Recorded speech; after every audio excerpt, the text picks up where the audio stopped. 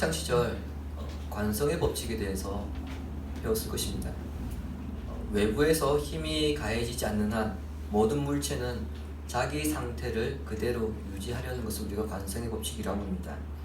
정지하고 있는 것은 계속 정지해 있으려고 하고, 움직이는 것은 계속 그 방향으로 움직이려고 하는 것이죠.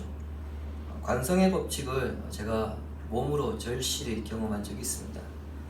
신학대학원 시절인데 하루는 가장 친하게 지냈던 그 동기의 뒷모습을 보고 너무 기쁜 나머지 뒤통수를 치려고 손이 나갔습니다. 그런데 여러분, 그런 느낌 있죠? 쎄한 느낌. 손은 나갔는데 옆모습을 보니까 아니었던 겁니다. 그럼 이 손이 멈춰야 되는데 이 순간 관성의 법칙이 작용해서 그 사람이 뒷머리를 아름답게 만져주었습니다. 굉장히 민망한 일이 벌어진 거죠. 여러분, 이런 것이 관성의 법칙입니다. 그런데 거짓말에도 관성의 법칙이 있다는 사실 아십니까?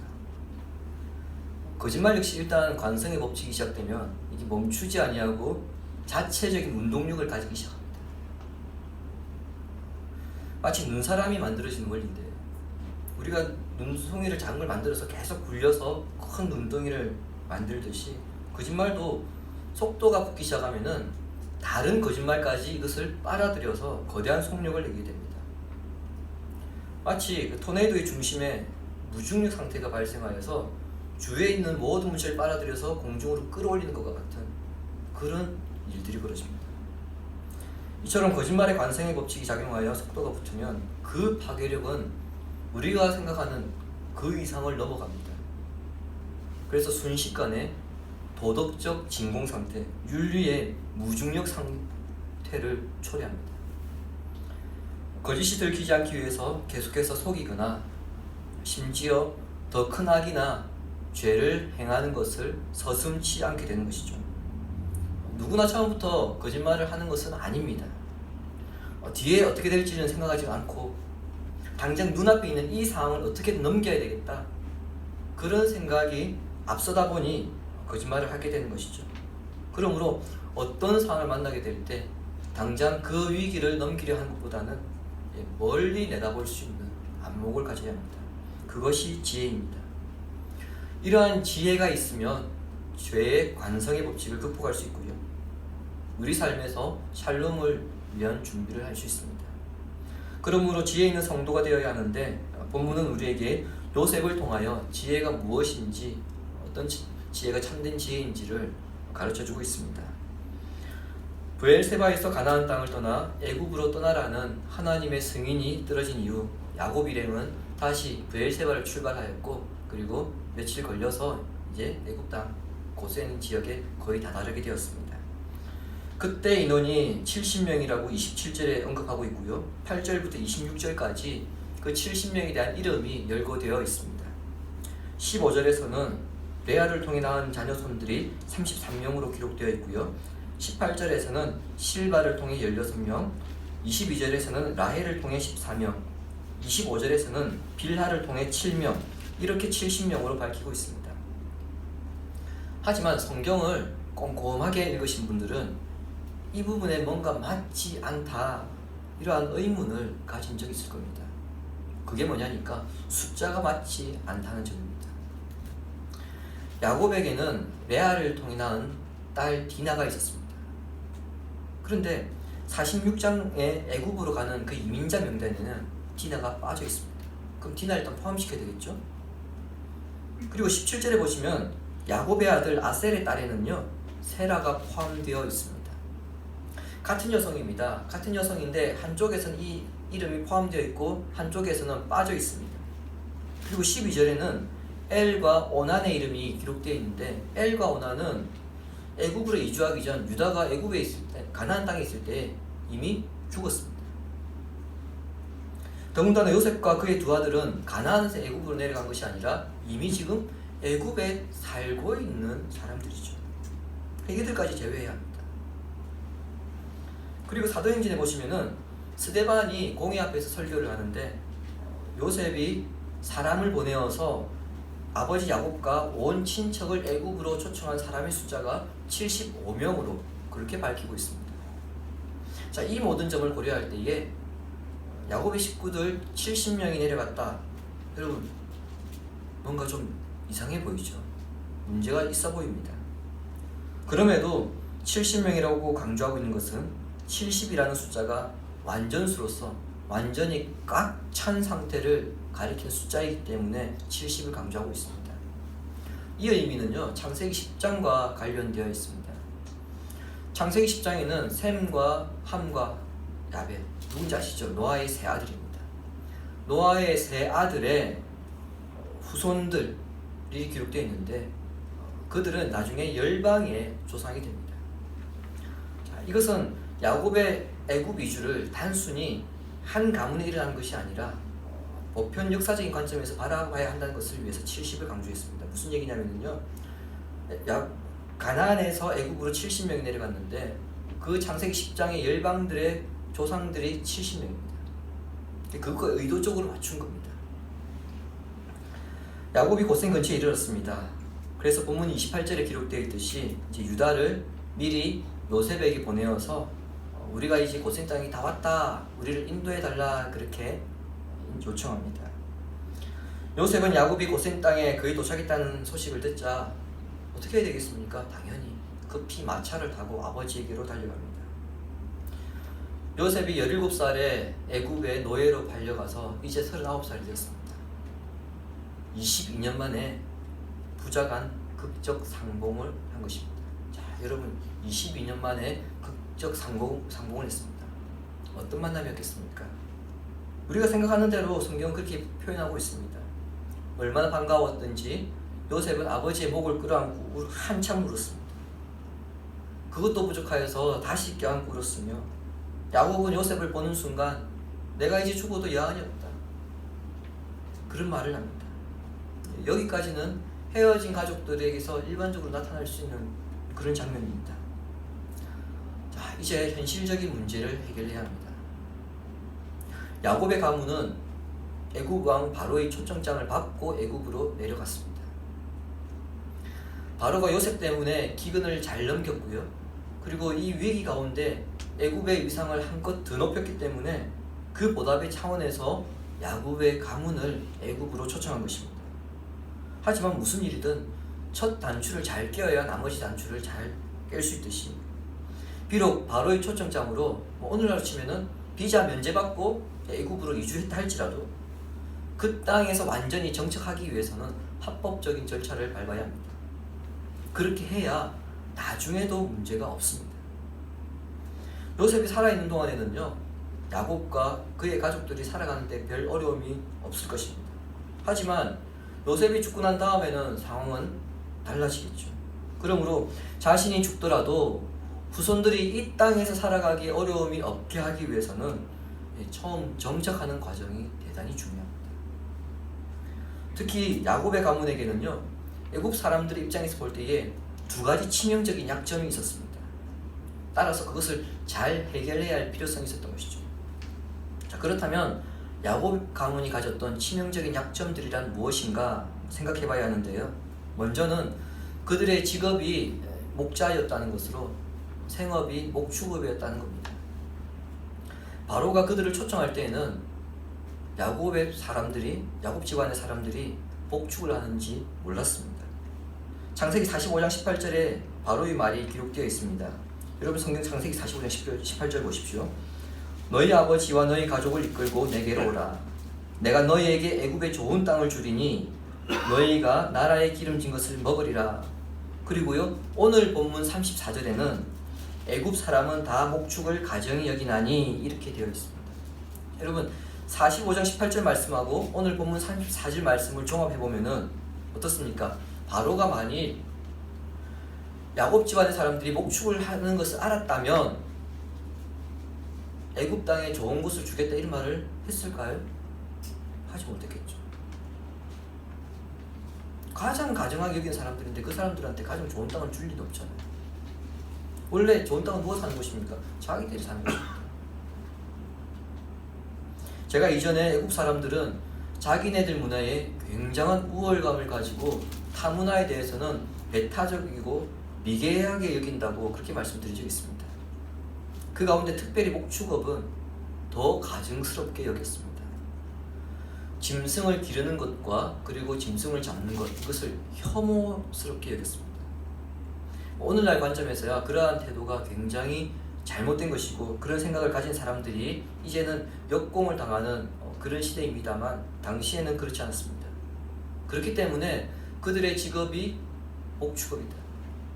이것은 심각한 문제였고 약점이었던 것입니다. 마치 이런 겁니다. 예를 들어 제가 이제 이란에 선교를 나간다, 그렇게 가정하고요. 그러면 대사관에 가서 비자를 받아야 됩니다.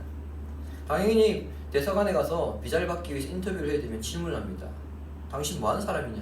가서 뭐 할 거냐? 이렇게 물어보겠죠. 그러면 그 질문에 예, 저는 목사입니다. 제가 가서 교회 세울 거고요. 전도할 겁니다. 그렇게 대답하면 그 대사관 직원이 어떻게 보겠습니까? 지금 완전 도른 거 아니야? 그렇게 보겠죠. 딱 그 상황입니다.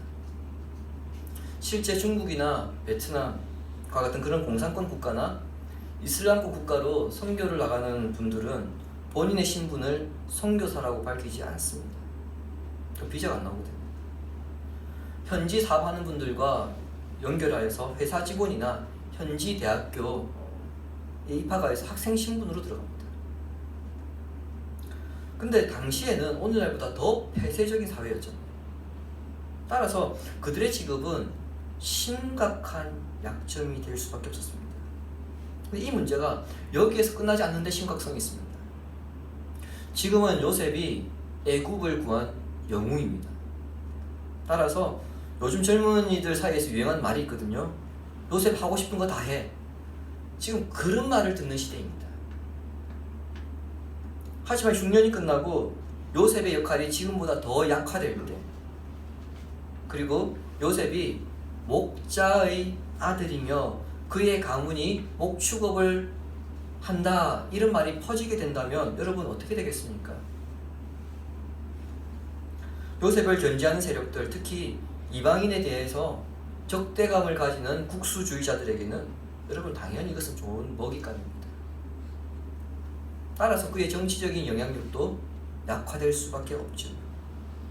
만일 요셉이 총리 자리에서 내려오게 된다면 가족들의 안위도 장담하지 못하는 상황에 이르게 됩니다. 야곱 가문의 두 번째 약점은 신앙관입니다. 애굽은 다신교입니다. 새벽에 우리가 지금 출애굽기를 묵상하면서 살펴봤습니다마는 애굽 신들은 다양했습니다. 하지만 야곱 가문은 어떻습니까? 유일신 여호와 하나님만 섬겼습니다.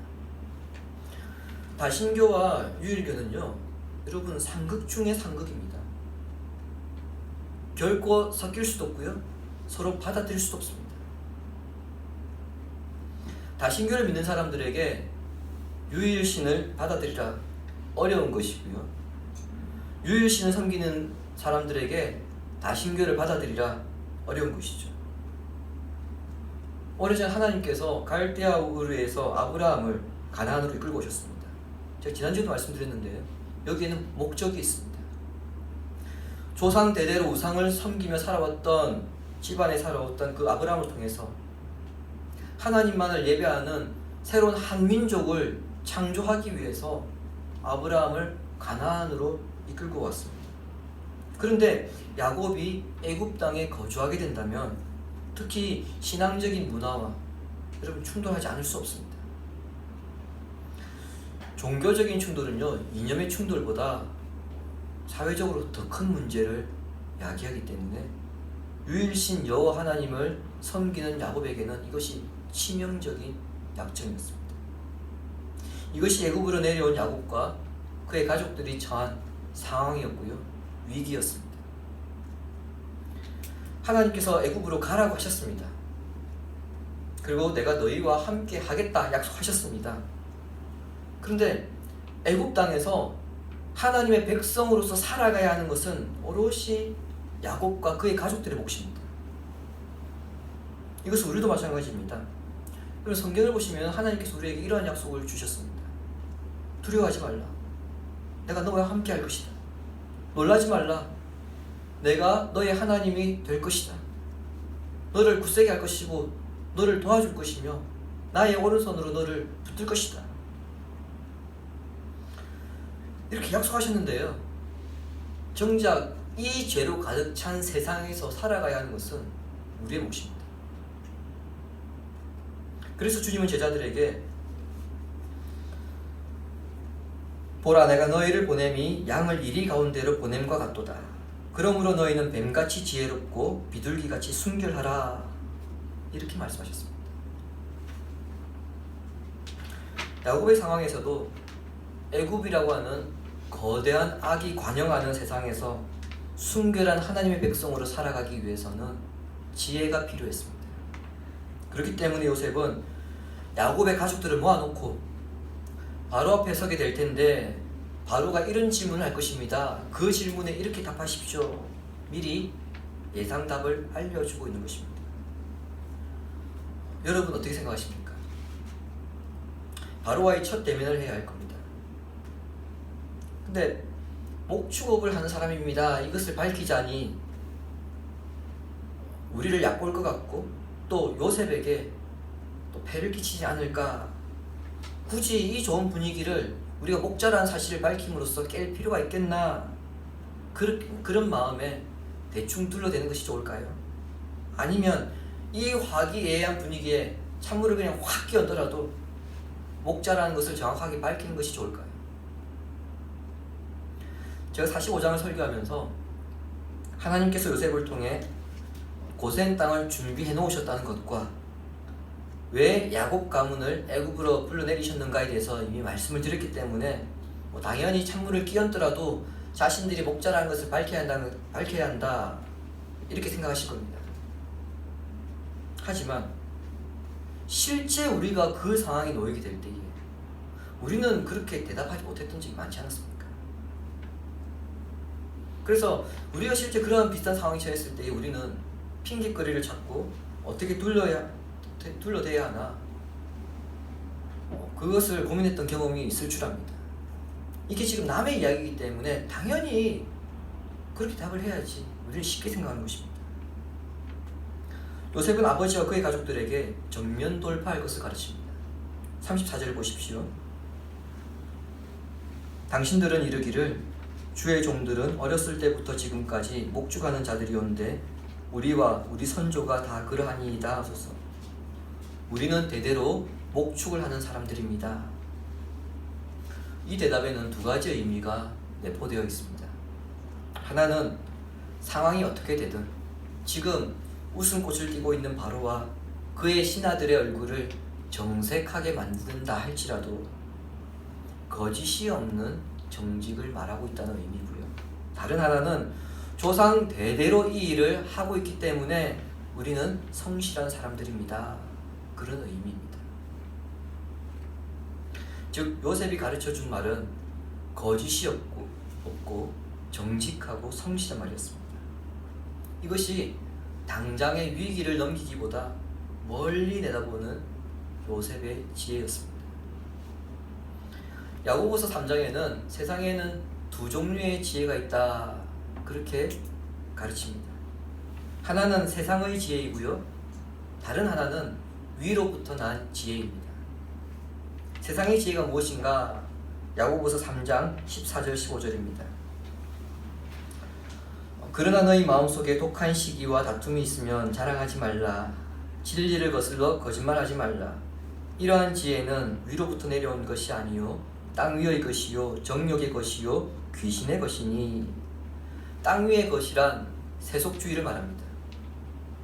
그러니까 세상 지혜의 특징은 무엇입니까? 세속적이고 정욕적이고 마귀적이라는 겁니다. 어떤 위기가 생길 때 수단과 방법을 가리지 않고 거짓말을 해서라도 당장 그 위기를 벗어나는 것, 그것을 여러분 세상에서는 지혜라고 말합니다. 그러니까 멀리 내다보지 않습니다.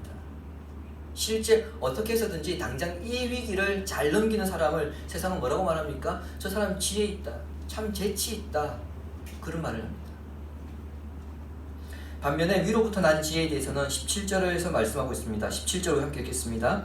오직 위로부터 난 지혜는 첫째 성결하고 다음에 화평하고 관용하고 양순하며 공의와 선한 열매가 가득하고 평경과 거짓이 없나니. 아멘.